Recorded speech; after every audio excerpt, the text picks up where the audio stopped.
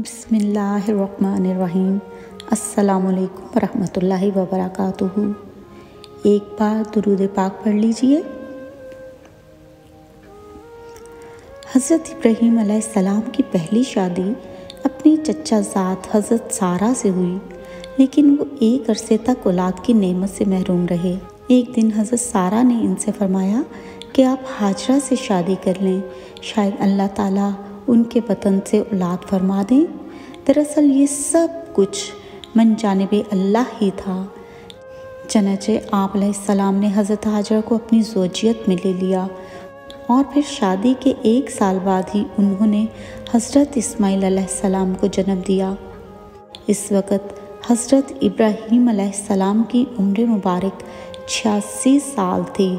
جب حضرت ہاجرہ علیہ السلام امید سے تھیں تو فرشتے نے آپ کو لڑکا ہونے کی نوید سنائی اور اسماعیل نام رکھنے کو کہا۔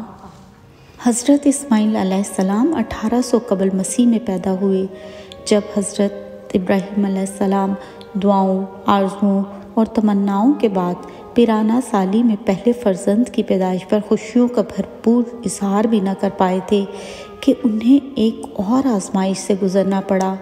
وہ یہ حکم الہی نومولود لخت جگر اور فرما بردار بیوی کو ملک شام سے ہزاروں میل دور ایک ایسی وادی میں چھوڑ آئے جہاں میلوں تک پانی تھا، نہ چرند نہ پرند، نہ آدم نہ آدم زاد۔ وادی فران کے سنگ لاخ کالے پہاڑوں کے درمیان تپتے صحرا کے ایک بوڑھے درخت کے نیچے اللہ کی ایک نیک اور برگزیدہ بندی اپنے نومولود معصوم بیٹے کے ساتھ چند روز سے قیام پذیر ہے۔ جو زاد راہ ساتھ تھا ختم ہو چکا تھا۔ ماں بیٹا بھوک پیاس سے بے حال۔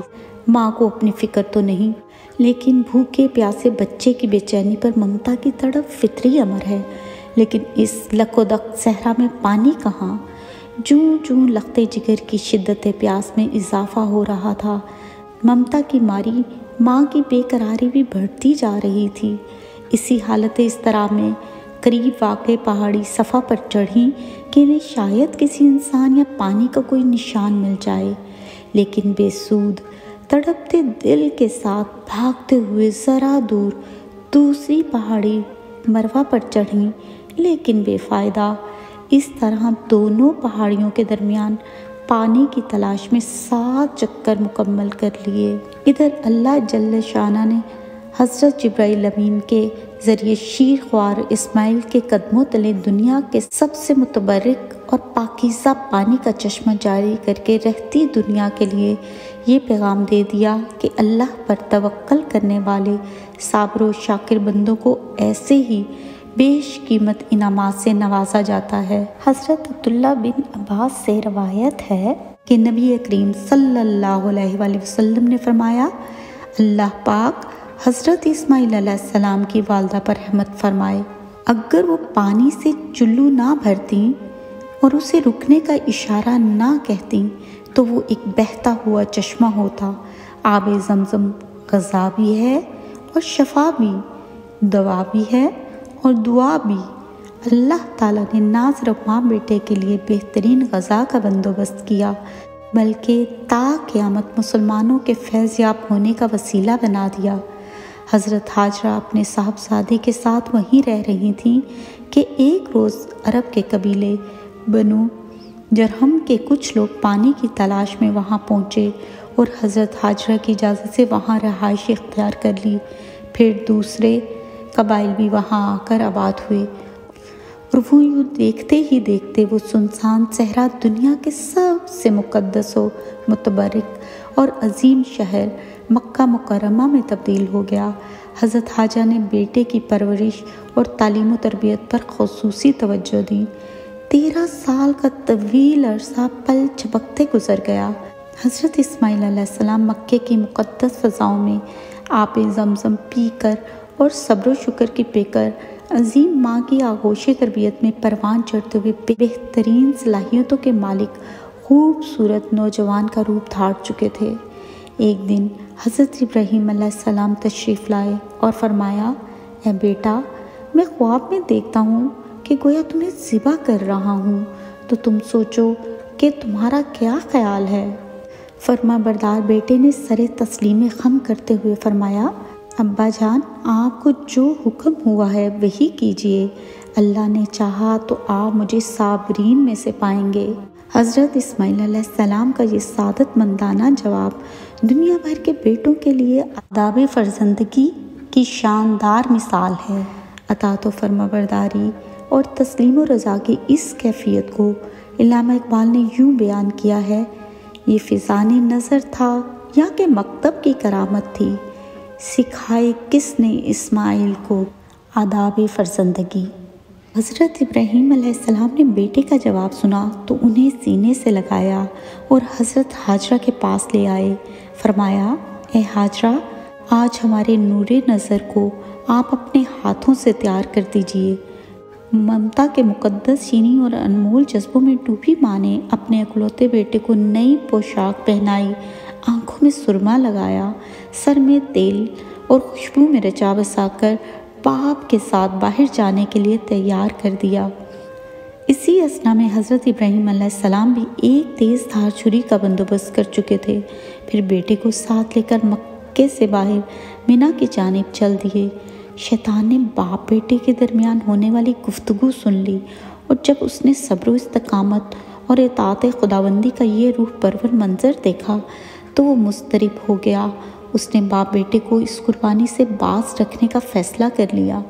چنانچہ جمرہ عقبہ کے مقام پر راستہ روک کر کھڑا ہو گیا۔ حضرت ابراہیم علیہ السلام کے ساتھ موجود فرشتے نے کہا، یہ شیطان ہے، اسے کنکریاں ماریں۔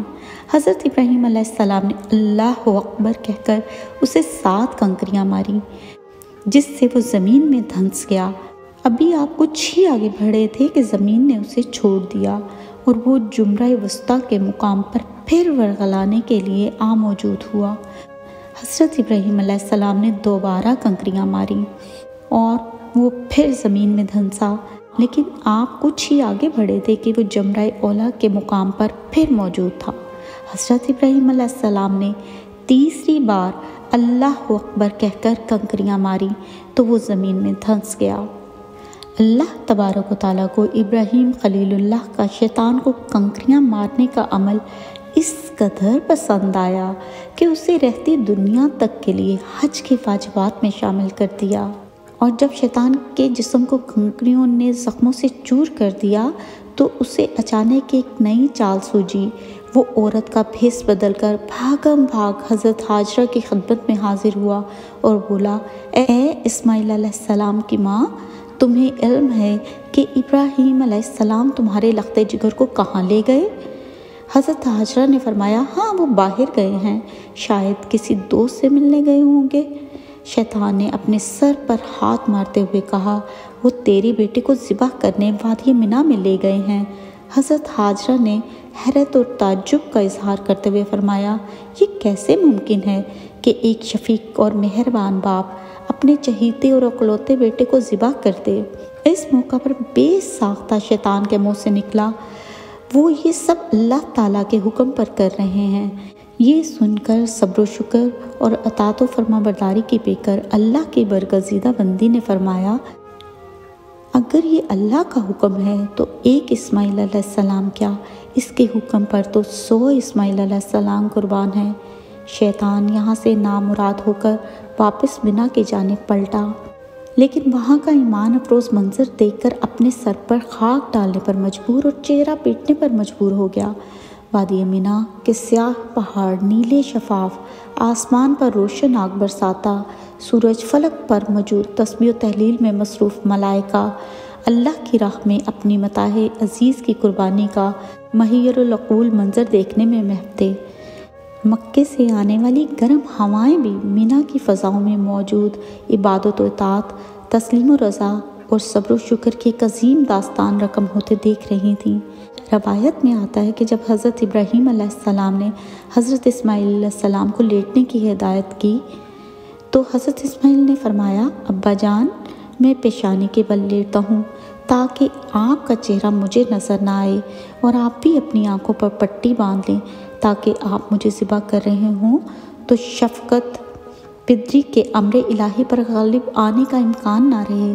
صبر و استقامت کے کوہ گراں والد نے گوشہ جگر کے مشورے پر عمل کیا، اور جب اسماعیل علیہ السلام لیٹ گئے تو تکمیل احکام خداوندی میں تیز دھار چھری کو پوری قوت کے ساتھ لخت جگر کی گردن پر پھیر دیا۔